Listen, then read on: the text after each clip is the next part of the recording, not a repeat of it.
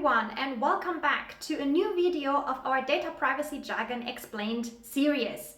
I'm Sabrina from Palqee Technologies, an easy-to-use data privacy management software that helps companies champion compliance with international data protection regulations.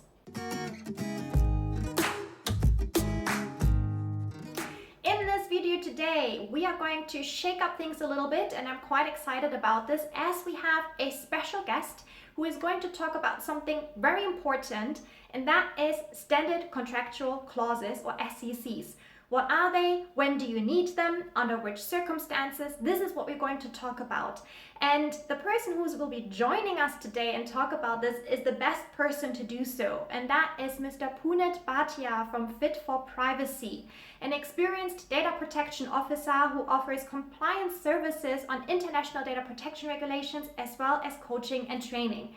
So with no further ado, we're excited to have you with us, Punit. So hand over to you.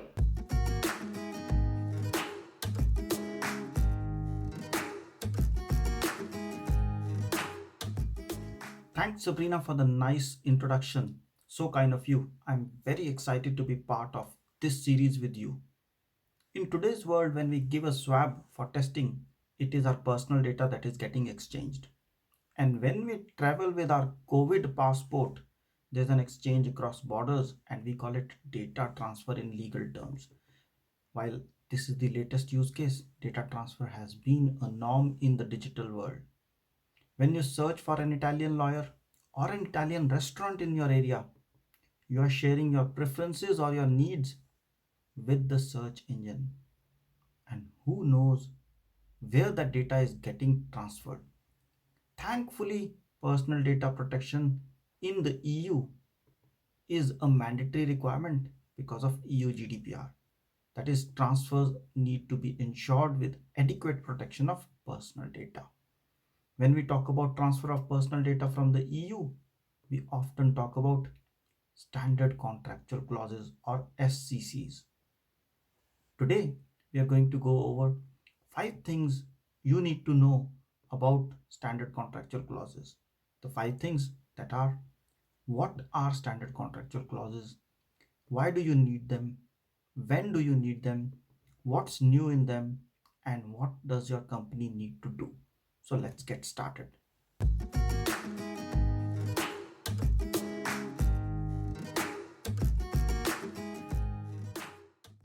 So what are standard contractual clauses? As the name suggests, standard contractual clauses are standard set of contractual terms and conditions which the sender and the receiver of personal data both sign up to. And that is aimed at protecting personal data leaving European Economic Area. So SCCs contain contractual obligations on you, the exporter, and the receiver, that's the data importer, so that the rights of those whose personal data is being transferred are protected. Individuals can directly enforce rights against the data importer and data exporter. So that's why we have standard contractual clauses. But why do you need standard contractual clauses?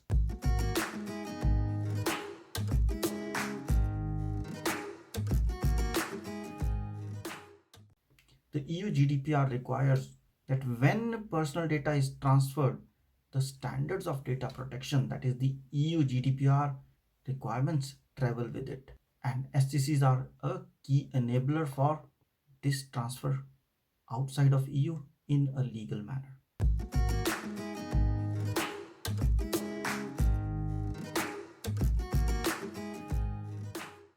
Normally, as and when your company is involved in new personal data transfer arrangement. Now recently, the European Commission has published new version of standard contractual clauses. For new data transfers, your company is obviously going to use the new standard contractual clauses, but for the existing data transfers, that is the transfers which were based on prior standard contractual clauses, can be relied upon only for next 18 months. That is till end of 2022. And if you are to change or your contract will continue, you need to get the contract amended. And that's another activity, that's another time when you will need these standard contractual clauses. So what's new in these standard contractual clauses?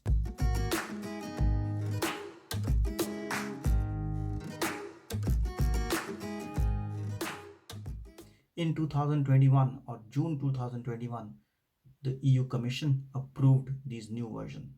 This was because the privacy activist Skirms 2 in a court move had moved the court saying that transfers outside of EU were illegal, and the court agreed and said processing of EU personal data in the US and other non-EU owned cloud infrastructure is not valid. Again, outsourcing the processing of EU personal data to non-EU providers, that is, which was based on Privacy Shield, was also invalidated. And that's why we have an updated standard contractual clauses in view of the court decision.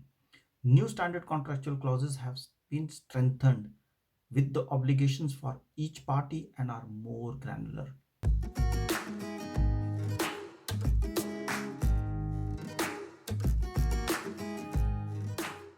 If your company is involved in data transfers, you must take the following 4 actions, and those are: identify the companies with whom your company is involved in data transfers, perform a risk assessment on the ability of your provider to comply with EU privacy requirements and identify potential risks, implement supplemental measures to mitigate the risks, and keep monitoring on a regular basis, that is, maybe through an audit or ask for proof of compliance.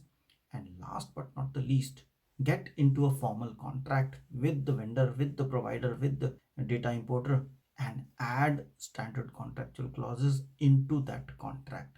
Of course, your contract would need to define what personal data is being transferred, what can the party do with it, and what security measures it will implement, and include standard contractual clauses. So in short, 4 things to do: identify your contracts, do a risk assessment, implement supplemental measures, and make a contract. Yes, it's as simple as that. I hope you find it useful. So thank you so much for watching this video, and over to you, Sabrina. Okay, this was really informative. Thank you, Punit, so much for joining us today and talking about this important topic of standard contractual clauses. Don't miss out on our summary screen at the end of this video, and I hope I see you next time again. Bye for now.